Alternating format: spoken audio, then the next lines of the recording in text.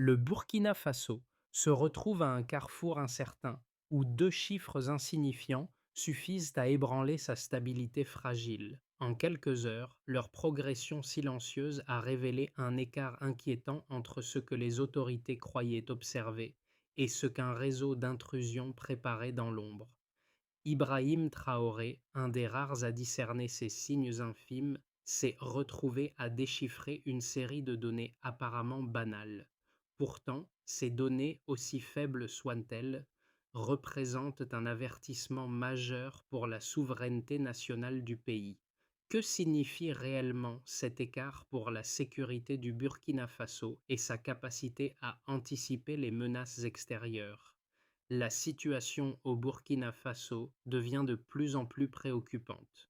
Ce qui semblait être un ensemble de données disparates et insignifiantes devient rapidement un indicateur central pour la défense nationale. Ibrahim Traoré a compris la gravité de ces signaux faibles, des informations qui, malgré leur apparente insignifiance, ont révélé un réseau d'intrusions silencieuses préparant une offensive structurée.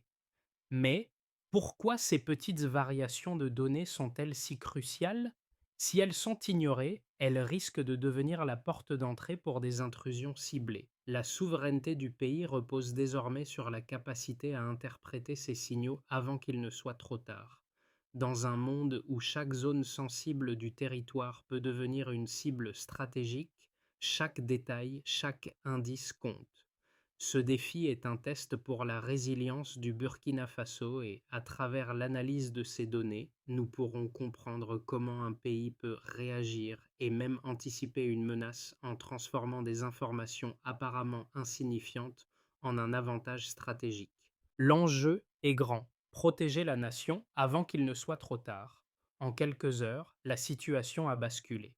Ce qui semblait être une simple série de signaux techniques s'est rapidement transformé en un indicateur clé pour la défense nationale. Ibrahim Traoré, en observant minutieusement ces données éparses, a identifié un schéma répétitif. Ce n'était pas une anomalie ordinaire, mais un réseau d'intrusions calculées, presque invisible aux yeux des autres, qui se préparait en profondeur. En effet, des rapports provenant de plusieurs zones éloignées ont commencé à décrire des variations similaires dans les relevés techniques. Ces répétitions numériques au départ négligées ont attiré l'attention de Traoré, qui a alors vu l'ampleur du risque. Ce n'était plus qu'une simple variation technique, mais un signe clair de vulnérabilité. Ce basculement s'est produit lorsque les données ont révélé des changements dans les modèles de comportement, particulièrement dans les relevés nocturnes. Les signaux qui, à première vue, semblaient être des irrégularités, ont en réalité montré une progression méthodique, convergeant vers des points névralgiques du territoire. Chaque variation, chaque infime différence dans les relevés s'est avérée avoir une signification. Les premiers indices étaient là, mais personne ne les avait pris au sérieux. Toutefois, Ibrahim Traoré, conscient de l'importance des détails, a rapidement compris que le pays était confronté à un défi stratégique majeur.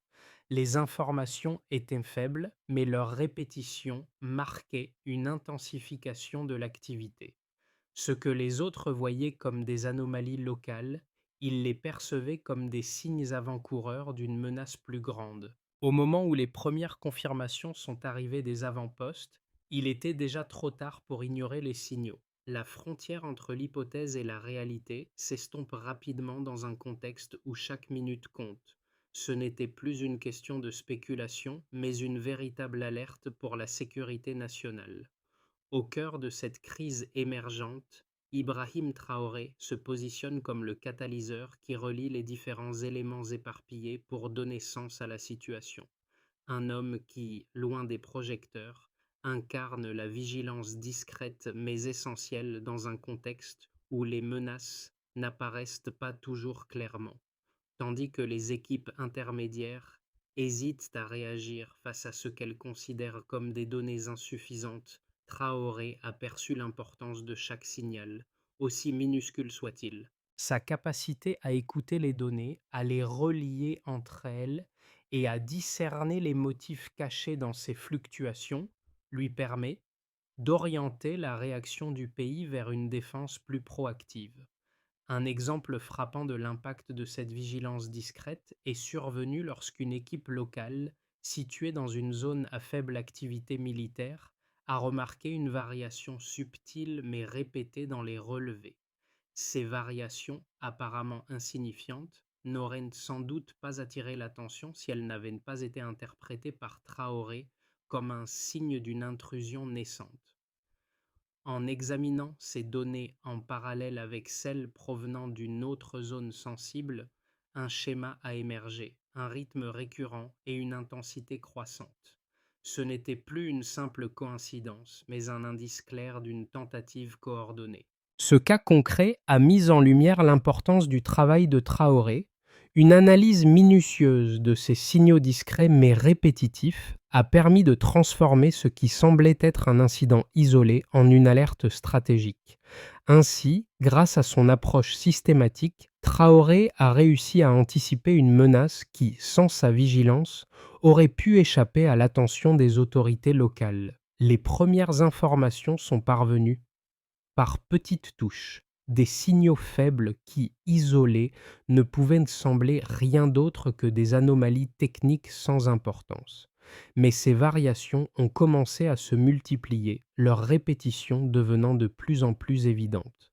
Au début, elles étaient discrètes et dispersées, mais elles ont pris un sens une fois croisées. Les données recueillies des différents avant-postes à travers tout le pays ont convergé vers un point commun, une dynamique de variation régulière. Ce schéma n'était pas un simple hasard, mais un reflet de quelque chose de bien plus important, quelque chose que seul Ibrahim Traoré, avec son attention méticuleuse aux détails, pouvait voir clairement. Il a observé que la fréquence et la consistance des signaux montraient une intention précise derrière ces changements. En analysant ces données, il a compris que l'écart entre ce que les autorités percevaient et ce qui se préparait en réalité était énorme. Les signaux qui semblaient insignifiants étaient en fait le prélude d'une offensive organisée. Chaque variation mesurée, aussi petite soit-elle, avait une signification. La trajectoire des drones, leur altitude, la récurrence des variations nocturnes, tous ces éléments, jusque-là ignorés ou jugés trop minimes pour justifier une réaction, prenaient maintenant un sens profond. Ils étaient les prémices d'une menace qui se déployait lentement, mais avec une précision inquiétante. Il n'a pas fallu longtemps avant que le premier signe évident d'intrusion apparaisse. Un drone, repéré à 2000 mètres d'altitude, a franchi la frontière de l'espace aérien burkinabé sans détection immédiate. Ce n'était pas un incident isolé, mais la première étape d'une série d'événements. Le comportement du drone était cohérent avec les hypothèses de Traoré. L'appareil semblait chercher à observer sans être vu en utilisant des altitudes qui réduisaient les risques d'être intercepté. Mais l'équipe de Traoré, bien que disposant de ressources limitées, avait été préparée par une vigilance accrue, renforcée par la nouvelle méthode d'analyse des microsignaux. Les unités au sol ont immédiatement commencé à suivre le drone et bientôt, un autre appareil a été repéré. Ce drone évoluait à une altitude plus basse, à 1500 mètres, et il semblait tester le réseau de détection burkinabé, comme s'il cherchait à contourner les dispositifs de surveillance. Une troisième détection a suivi, cette fois à 1800 mètres, et un changement notable de trajectoire a révélé que le drone essayait d'échapper à la surveillance, ce qui a permis aux équipes de Traoré d'ajuster leur dispositif de détection. En moins de 10 minutes, les unités burkinabées ont réagi avec une efficacité remarquable. Les trois drones ont été identifiés, verrouillés et neutralisés. En l'espace de 6 minutes seulement, ils ont été détruits. Ce succès n'a pas été un coup de chance. C'était le résultat d'une analyse minutieuse, de la mise en place d'un réseau de détection réactif et surtout de la capacité de Traoré à interpréter les données de manière systématique. Les drones n'étaient pas des intrus aléatoires, mais des éléments d'une attaque méthodique qui, une fois repérés, ont été neutralisés avant même qu'ils n'aient pu causer de dommages. Cet événement a marqué un tournant pour la défense nationale du Burkina Faso. La démonstration de la capacité de réagir rapidement aux menaces, même en l'absence de ressources technologiques lourdes, a redéfini le champ de la souveraineté nationale. Le pays n'avait pas simplement empêché une intrusion, il avait aussi envoyé un message fort. Il était désormais capable de détecter et de neutraliser des menaces avec une efficacité redoutable. Les premiers succès obtenus lors de la neutralisation des drones ont été décisifs, mais ce sont les chiffres qui ont véritablement démontré l'efficacité du système mis en place par Ibrahim Traoré. En dépit des ressources limitées, les unités burkinabées ont réussi à repérer et à intercepter des drones à des altitudes stratégiques. Le premier appareil détecté volait à 2000 mètres, une altitude typique pour les drones de surveillance cherchant à opérer sans être vus. Ce choix tactique révélait une intention claire. L'objectif était de collecter des renseignements tout en restant hors de portée des radars visuels. Cette donnée, bien qu'apparemment simple, a permis à l'équipe de Traoré d'adapter immédiatement son dispositif de détection, ajustant les protocoles pour mieux capter ces appareils qui tentaient de se dissimuler à des hauteurs considérables. Quelques minutes plus tard, un deuxième drone a été repéré volant à 1500 mètres.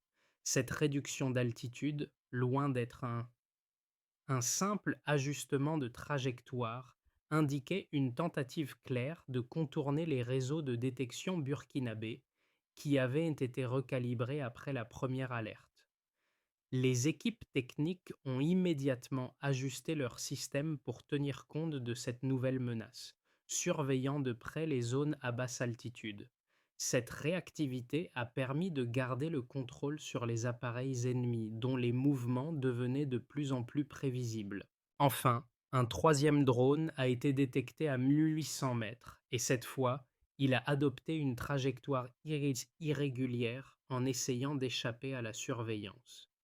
Bien que cette variation de comportement ait été un signe d'improvisation de la part de l'opérateur du drone, elle a été perçue comme une confirmation que la surveillance locale avait atteint un seuil suffisamment élevé pour perturber les intrus. L'altitude, la trajectoire et la vitesse de ces drones ont fourni une multitude de données qui, une fois croisées, ont permis de détecter des motifs clairs dans le comportement de l'ennemi. Les relevés enregistrés à chaque étape ont révélé des variations précises qui ont renforcé la compréhension du phénomène. Le premier drone à 2000 mètres, dont la mission semblait être la reconnaissance discrète, a servi de point de départ pour l'analyse.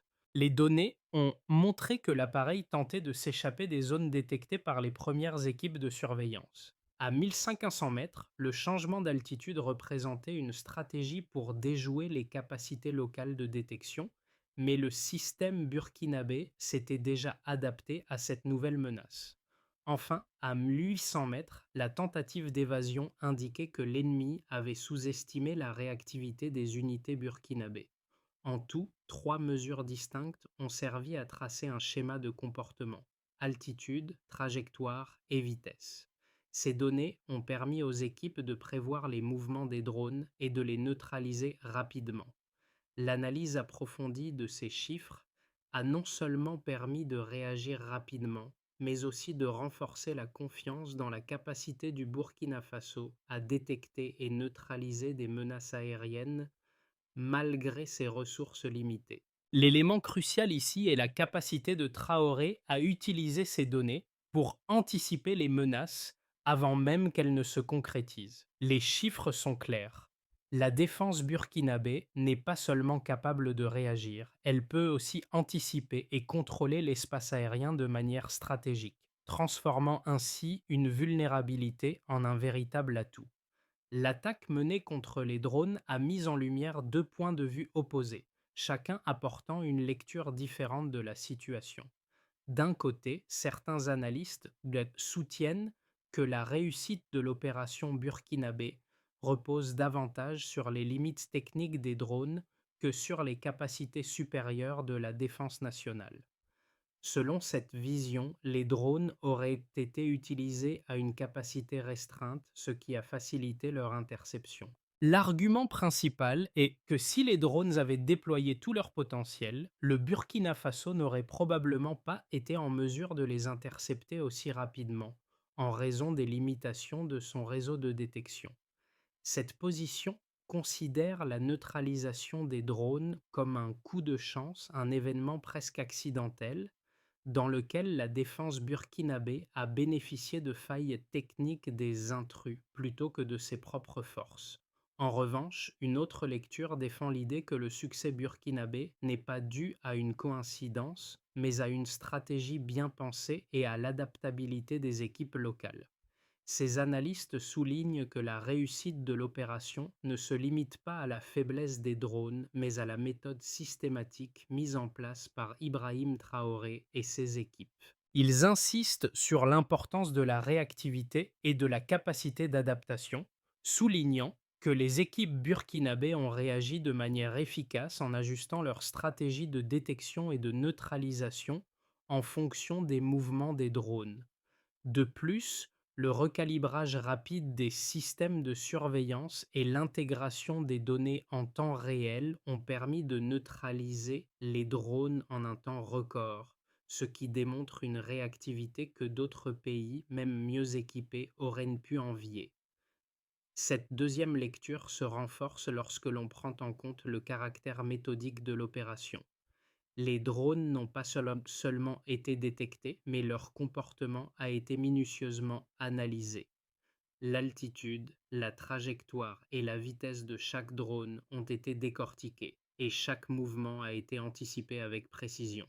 Les données recueillis ont permis de définir un modèle stratégique cohérent qui a guidé la réaction des équipes locales. Cette capacité à transformer des informations éparses en une réponse stratégique cohérente démontre que le succès de l'opération burkinabé n'a pas été simplement dû à un dysfonctionnement des drones, mais à une lecture fine des données et à une anticipation habile de la menace. Ainsi, au-delà des facteurs techniques, l'argument central réside dans la capacité du Burkina Faso à utiliser des ressources limitées de manière stratégique. En traitant chaque signal, même faible, comme un indice clé, Ibrahim Traoré a prouvé que l'adaptabilité et la réactivité peuvent compenser les désavantages technologiques.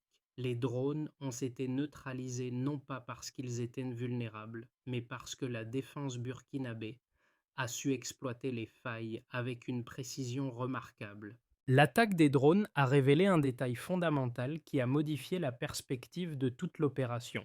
Ce n'était pas un incident isolé, mais une série d'événements interconnectés. Au départ, les variations dans les relevés étaient perçues comme des anomalies techniques mineures.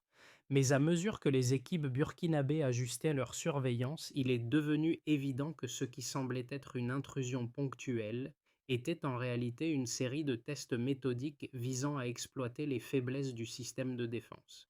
Les drones ne tentaient pas simplement d'observer, mais de mesurer l'efficacité de la réponse burkinabé, de tester les limites du réseau de détection. Le retournement s'est produit lorsque l'intervalle entre les intrusions a diminué, suggérant une intention claire derrière ces mouvements.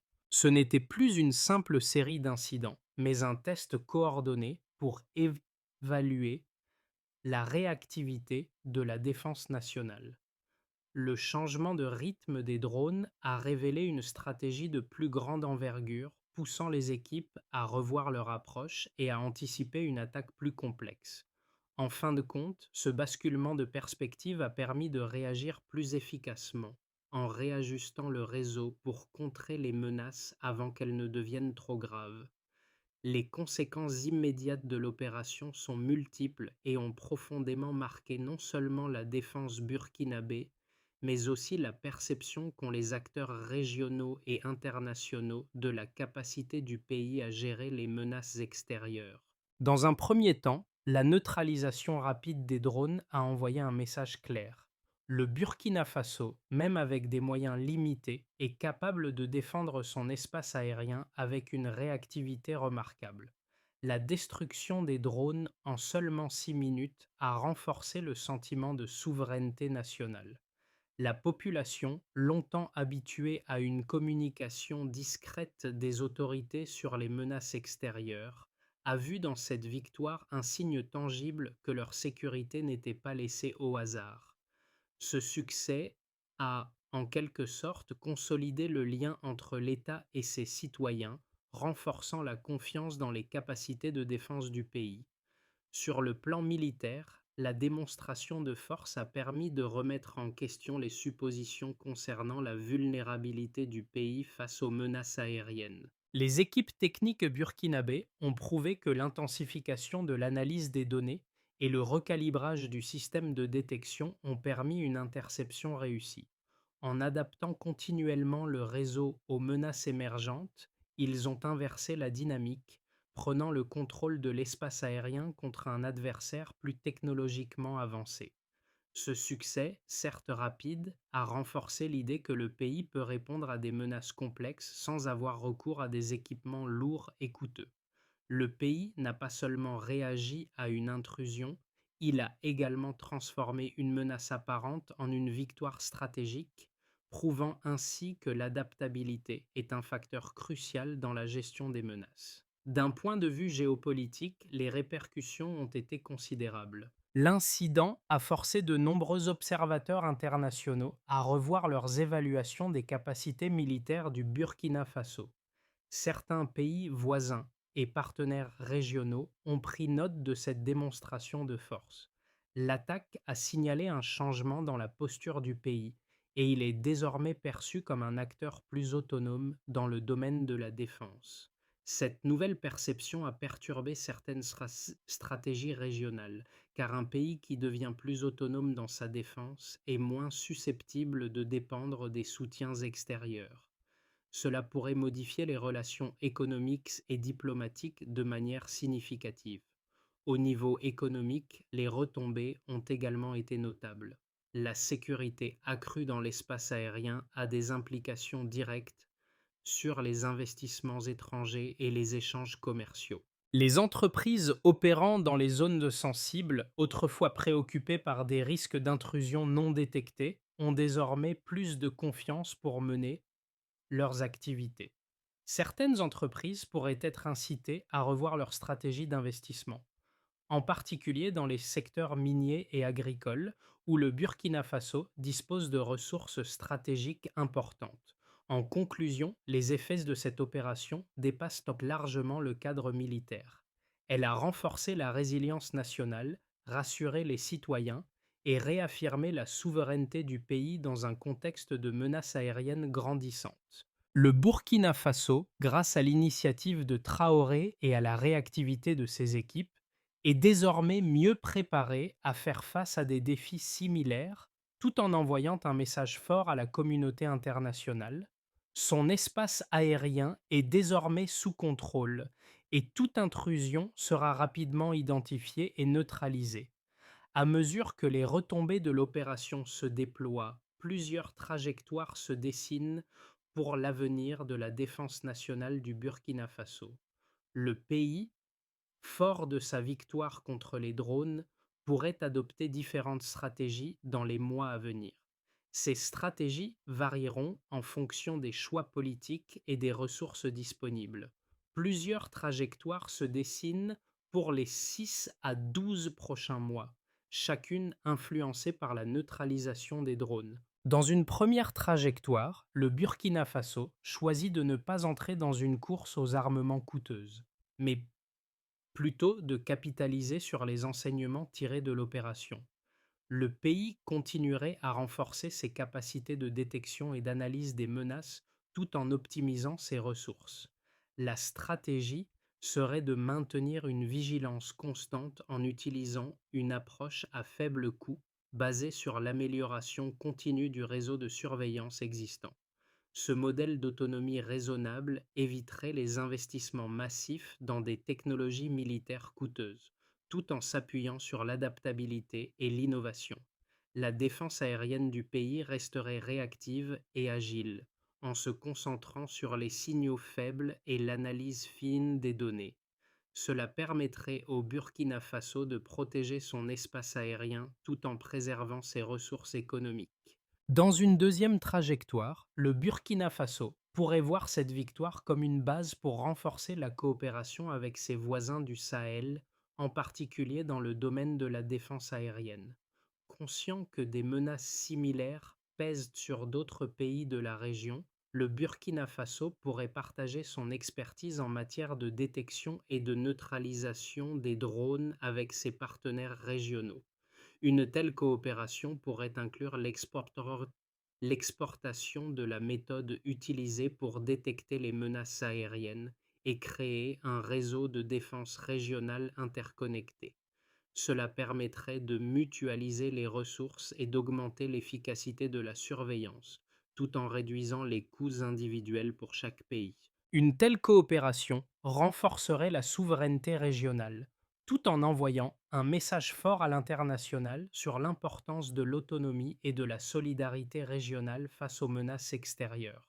Dans une troisième trajectoire, le Burkina Faso pourrait choisir de capitaliser sur le succès de l'opération pour renforcer davantage sa capacité de défense en investissant dans des technologies militaires de pointe. Cette stratégie impliquerait un développement des infrastructures de surveillance et un élargissement des capacités d'interception, avec l'achat de nouveaux équipements pour améliorer la couverture du pays. Bien que coûteux, un tel investissement viserait à établir une défense nationale plus robuste et à assurer une réponse plus rapide aux menaces potentielles. Cela pourrait aussi permettre au Burkina Faso de se positionner comme un leader en matière de défense en Afrique de l'Ouest, tout en renforçant sa capacité à repousser toute forme d'ingérence extérieure. Ce scénario verrait une évolution vers une défense plus sophistiquée, mais il poserait la question du financement et de la gestion durable de ces investissements. Dans chacun de ces scénarios, il est clair que le Burkina Faso devra prendre des décisions stratégiques qui équilibrent les besoins immédiats en matière de sécurité avec les impératifs économiques et diplomatiques. La manière dont le pays choisira de réagir aux événements récents déterminera sa position future sur la scène internationale et son aptitude à maintenir sa souveraineté dans un environnement de plus en plus incertain. Le succès de l'opération de neutralisation des drones a eu un impact majeur sur le sentiment de sécurité au Burkina Faso, mais aussi sur la perception des acteurs régionaux et internationaux. Pour les citoyens, ce n'était pas simplement un exploit militaire, mais un signal fort. Leur pays peut se défendre, même face à des menaces technologiques plus avancées. Dans un contexte où l'inquiétude grandissait à propos de l'ingérence étrangère, cette victoire a servi de catalyseur pour renforcer la confiance dans les institutions nationales. La défense du pays n'est plus perçue comme une tâche lointaine et déconnectée de la vie quotidienne, mais comme un enjeu commun où chaque citoyen, par sa vigilance et son engagement, peut contribuer à la protection collective. Les jeunes, en particulier, ont vu dans cette opération un modèle d'autonomie et de résilience. Loin des idées reçues sur la dépendance aux grandes puissances militaires, ils ont compris que l'efficacité d'un système de défense ne réside pas uniquement dans les équipements de pointe, mais dans la capacité à analyser et à réagir aux signes faibles d'une menace. Cette victoire montre qu'une nation, même petite, peut inverser les rapports de force grâce à la détermination, l'intelligence et l'adaptabilité. Dans le même temps, cette situation crée un espace pour la réévaluation de la relation entre la population et l'armée. L'élément clé de cette transformation est l'implication active des citoyens dans la surveillance et la reconnaissance des menaces. Ce qui semblait être un processus exclusivement militaire devient une responsabilité partagée. La défense nationale, dans cette vision, n'est plus un concept abstrait, mais une mission collective qui concerne chaque individu. L'actualité de cette victoire burkinabé a également attiré l'attention des pays voisins. La méthode burkinabé, une défense autonome construite à partir de ressources modestes, pourrait devenir un modèle pour d'autres nations confrontées aux mêmes défis. La notion d'une défense évolutive, construite sur la base de l'analyse de données plus que sur la simple accumulation de matériel, trouve une résonance dans d'autres régions du Sahel. Pour consolider les acquis de cette opération et transformer cette victoire en un modèle durable de défense nationale, le Burkina Faso devra adopter un plan stratégique en plusieurs étapes. Ce plan devra non seulement renforcer les capacités actuelles, mais aussi anticiper les défis futurs. Une feuille de route en 5 étapes clés pourrait guider le pays dans la consolidation de sa souveraineté aérienne. Pour commencer, il s'agit d'unifier la collecte des signaux. Le Burkina Faso doit créer une plateforme centralisée où toutes les données provenant des unités locales et des avant-postes seront collectées et mises à jour en temps réel. Cette intégration permettra de réduire le temps nécessaire pour identifier une variation suspecte et d'améliorer la réactivité des équipes. Ensuite, il s'agit d'assurer une formation technique continue. Afin de maximiser l'efficacité des systèmes existants, il est crucial que les ingénieurs et opérateurs reçoivent une formation approfondie sur l'analyse des signaux faibles. Chaque équipe doit être capable de différencier rapidement entre des anomalies bénignes et des menaces réelles en minimisant les erreurs de jugement. Dans le même mouvement, il s'agit d'adapter régulièrement le réseau de surveillance. Les capacités de détection du Burkina Faso doivent être mises à jour périodiquement pour intégrer les dernières avancées technologiques. Le recalibrage du réseau sera essentiel pour maintenir une couverture optimale et pour rester en avance sur les techniques d'intrusion. Par ailleurs, il s'agit de formaliser le protocole de réaction, un protocole documenté détaillant chaque étape de la chaîne de réponse doit être mis en place. Cette procédure comprendra la détection, la confirmation, la neutralisation et la communication des menaces. Cela permettra de s'assurer que les équipes réagissent rapidement et efficacement en toutes circonstances. Enfin, il s'agit d'intégrer les civils dans le processus de remontée des alertes. Une plateforme de signalement simplifiée permettant aux civils de remonter rapidement des informations pertinentes pourrait augmenter la réactivité nationale face aux menaces. Le succès de ce système sera mesuré par la pertinence et la fréquence des notifications qu'il génère. En combinant ces étapes, le Burkina Faso créera un système de défense plus robuste et capable d'anticiper les menaces et de répondre avec une efficacité accrue. Ce processus de consolidation renforcera la souveraineté nationale, tout en impliquant activement la population dans la protection du pays. La neutralisation des drones n'a pas seulement été un succès technique, elle a redéfini la manière dont le Burkina Faso perçoit sa propre défense et son rôle dans la scène internationale. Au-delà des chiffres et des stratégies, c'est une victoire qui parle à chaque citoyen, à chaque membre des équipes de surveillance et de défense. Ibrahim Traoré, en insistant sur l'importance des détails et en refusant d'ignorer les signaux faibles, a montré que la résilience d'un pays ne dépend pas seulement de sa puissance militaire, mais aussi de son intelligence collective et de sa capacité à s'adapter aux nouvelles réalités. Cette victoire, loin d'être un événement isolé, incarne une nouvelle ère pour le Burkina Faso, où chaque geste, chaque observation, chaque vigilance individuelle devient un maillon essentiel dans la grande chaîne de la souveraineté. Les zones sensibles du pays, autrefois laissées à l'abandon ou sous surveillance minimale, sont désormais protégées par un réseau dynamique et très réactif. Le pays ne se contente plus d'attendre que la menace arrive. Il prend l'initiative et cette posture proactive s'étend à toute la population. Chacun, de la capitale aux zones rurales, devient un acteur dans cette défense collective. La souveraineté du Burkina Faso est désormais entre les mains de tous, non seulement des militaires, mais de chaque citoyen prêt à entendre et à répondre aux signes avant-coureurs de la menace. Alors que le Burkina Faso se trouve à un tournant décisif, il est essentiel de se rappeler que la souveraineté nationale n'est pas un acquis, mais un espace constamment redéfini. Le succès de la neutralisation des drones n'est qu'une étape dans un processus bien plus large de transformation stratégique. Ce modèle de défense, basé sur l'adaptabilité, la vigilance collective et l'exploitation des données, pourrait être une source d'inspiration pour d'autres nations confrontées à des défis similaires. Le Burkina Faso montre ainsi qu'il est possible de renforcer sa position sur la scène internationale, non seulement par l'accumulation de ressources matérielles, mais aussi par la construction d'une résilience qui dépasse les frontières de l'armement. Ce processus est avant tout une histoire de collaboration entre les autorités et les citoyens, un dialogue ouvert sur la sécurité et la protection du territoire.